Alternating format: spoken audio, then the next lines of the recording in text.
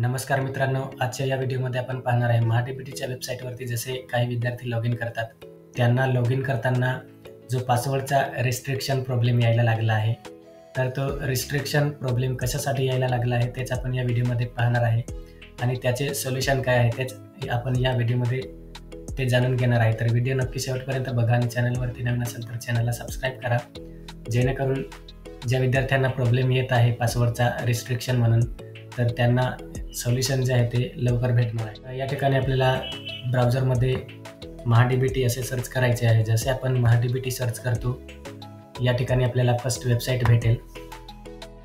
तर फर्स्ट वेबसाईटला आपण या ठिकाणी जसे लॉग इन करतो, आपला जो यूजर नेम आणि पासवर्ड आहे ते एंटर करून, तर मित्रांनो जसे आपण या ठिकाणी महाडीबीटीच्या वेबसाईटवरती लॉग इन करतो आणि लॉग इन करताना आपला जो प्रॉब्लेम येत आहे या ठिकाणी, तर आपण या ठिकाणी पाहू शकतो आपल्याला जो प्रॉब्लेम येत आहे तो अशा पद्धतीने या ठिकाणी आपल्याला जो प्रॉब्लेम आहे तो येत आहे। तर आपण पाहू शकतो एरर म्हणून please change the password pass@123 is restricted.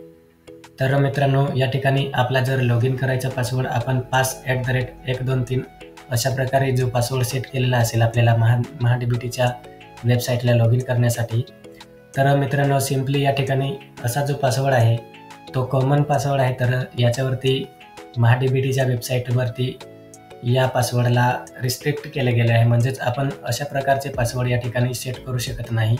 तर आपल्याला कुठलाही युनिक पासवर्ड जो आहे तो या ठिकाणी एंटर करायचा आहे आणि सेट करायचा आहे। तर याचे जे सोल्युशन आहे ते हेच आहे की आपल्याला pass@123 हा पासवर्ड न बनवता आपल्याला दुसरा काही युनिक पासवर्ड तयार करायचा आहे आणि एखादा युनिक पासवर्ड तयार केल्यानंतर आपला जो लॉग इन करण्याचा एरर आहे तो एरर आपल्याला येणार नाही। तर या ठिकाणी आपल्याला ओल्ड पासवर्ड एंटर करायचा आहे, आपण जो बनवलेला आहे pass@123, आणि त्यानंतर या ठिकाणी न्यू पासवर्ड आहे, या ठिकाणी आपल्याला एक युनिक पासवर्ड तयार करायचा आहे, जेणेकरून आपल्याला इझिली कोणीही लॉग इन करू शकणार नाही। आपल्या महाडीबीटीचा जो वेबसाईट आहे त्याच्यावरती आपण लॉग इन करतो आणि ते लॉग इन करण्यासाठी आपल्याला युनिक पासवर्ड पाहिजे आहे। तर नवीन पासवर्ड या ठिकाणी कन्फर्म करायचा आहे, त्यानंतर गेट OTPवर आपल्याला ओके करायचं आहे।